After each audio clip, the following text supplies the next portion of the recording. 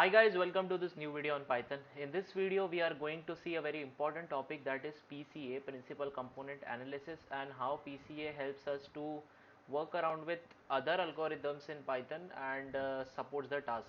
So on a very high level, what PCA does is that it reduces a data set with a very high features to a data set with a lower feature dimensionality.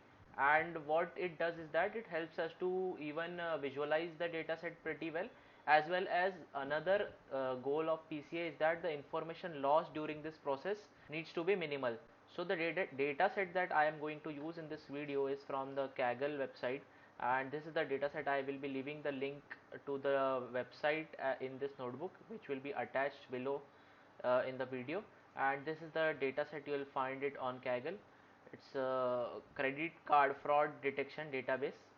So let's jump right into the code and let's see what we are going to see in this video. So let's import some basic dependencies after mounting the drive, and this is the data set which is already on my drive. So I will just load it into a data frame with pandas and we'll see the shape of the data set later.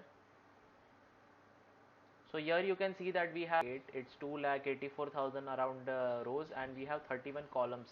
So here you can see we have a large number of features in the data set. Let's check out the null values and also so let's check out for the symmetricity also of the data set. So here you can see very highly skewed variables are there, but there are also variables which are not skewed. So let's see how we are going to handle that in future. So let's describe the data set. This is some basic description about the data set: mean, standard deviation, minimum, maximum, and all which you can get around with the describe method from pandas. And let's check out for the unique columns in the target variable, that is class, where 0 stands for a person who has not done a credit fraud, whereas 1 stands for a person who has done a credit fraud. So for time being, let's drop out and let's separate the variables into features and targets. So x will be having everything in the features and y will be having everything in the target.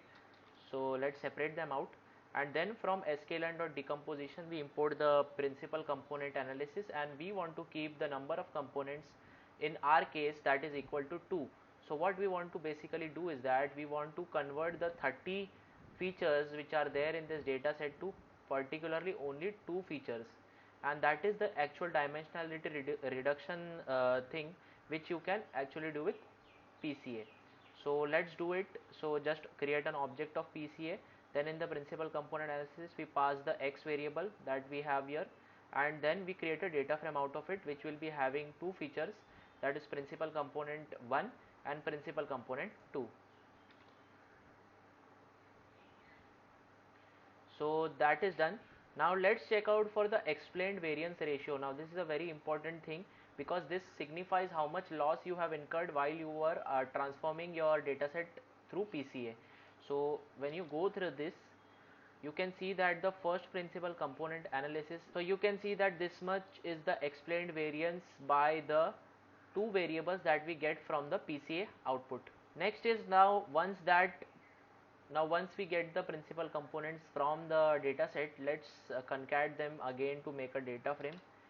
So let's again check the class here. So we have one here as 492. It's very much imbalanced though, but our goal is not to handle imbalance here, but to show you the applications of PCA.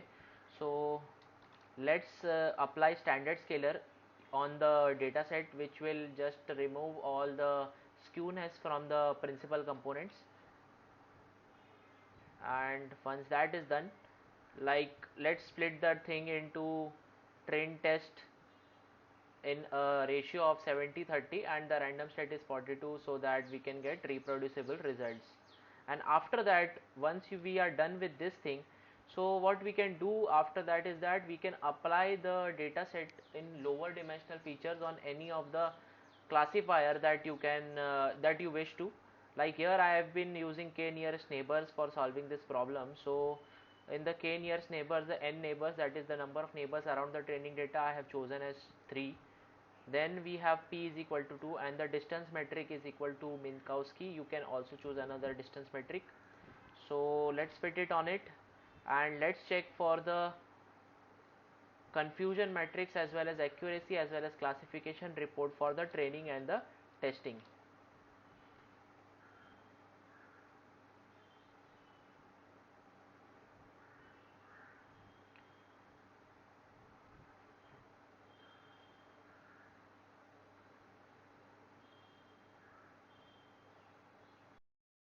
So here you can see we get the results around the training metrics. So this is the accuracy that we got on the train dataset on k nearest neighbors with the help of PCA earlier applied to the dataset, so that we get it in a lower, so that we get the dataset in lower dimensions. The same thing is done on the test dataset and we get the test accuracy as 99.8. But you can see here that the recall of this one is pretty low.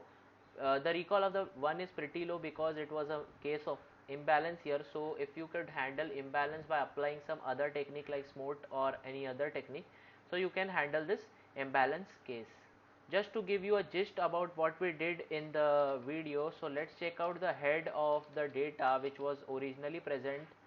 So this was the data, this was the head of the data that was originally present, and the data that we got after applying PCA. So that is final df dot head. So you can see that the data set earlier which had so many features, that was converted to principal components that only had two features. So you can change the principal components according to your wish, but we keep it as two dimensionals mostly because it gets easier to visualize such kind of data. So I hope that you have learned a lot from this video, and definitely you need to go in the basics of principal component analysis, which is not a part or scope of this video, but that is pretty important to learn, that how you actually convert, how the thing scikit-learn converts in the backend, and how this value is getting converted through principal component analysis through this lower dimensional feature.